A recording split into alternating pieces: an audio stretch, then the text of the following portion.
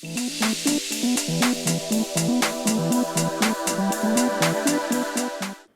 learning strategies and skills so that you can be at your best under pressure. And that's really what we're going to focus on today. So for those of you that were hoping this session would be some sort of soft and squishy kumbaya session, right? That's what actuaries like, that sort of stuff, right?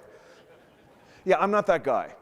I'm like you. I'm very logical, analytical. I want the data and the facts behind something before I invest in it.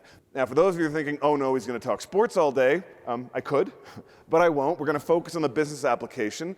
But there's a couple of instructive things we can learn from the world of sports. So my organization, in addition to working with the groups that Rob mentioned, we also work with elite and Olympic athletes.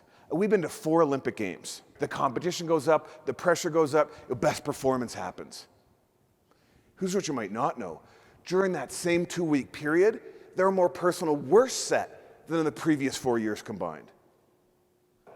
All of those athletes who've trained a lifetime to perform a specific set of behaviors, and they're the best in the world at it, some get to that moment of tension and pressure, some excel, but some fall apart. Where's the edge in performance? The difference of who will win a medal will be how well they manage their emotions, how well they manage the pressure.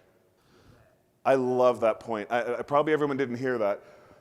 Well, I'm just going to repeat it. One of the things that makes leadership hard is, it's about how you make them feel, but sometimes you're going to have to do things that they don't like. No, that make them feel bad. Absolutely. Give them difficult performance feedback. Say no to something. Roll out a change that impacts them. Absolutely. And to me, that's such an important point because too many people think emotional intelligence is just about getting people to like you and telling them what they want to hear. But emotional intelligence is also about stepping in and doing what's difficult. Having that tough conversation, giving somebody difficult performance feedback, making a decision that not everyone will like. That takes courage. All right.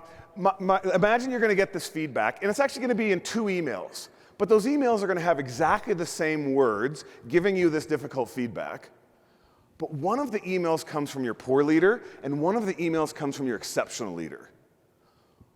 What's your response to the poor leader's feedback going to be? Forget it, get my resume written, they're an idiot. What about the exceptional leader? What's your feedback to that email going to be? Open to it, maybe you're disappointed in yourself, but what are you going to do? You're going to try to get better. Now, this wasn't just some sort of parlor trick here in the room. There's really great research to back this up.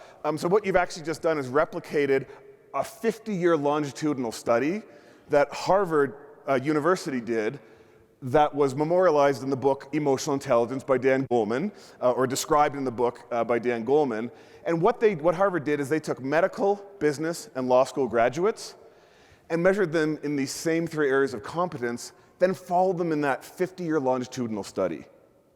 And I'd like you to identify, as a group, approximately, and I mean approximately, what percentage of your combined characteristics for both poor and exceptional, so just lump them all together, what percent fell into their IQ, what percent were about technical skills, and what percent were about emotional intelligence. Now, I know you're actuaries and accuracy is important. We don't need 73.2%.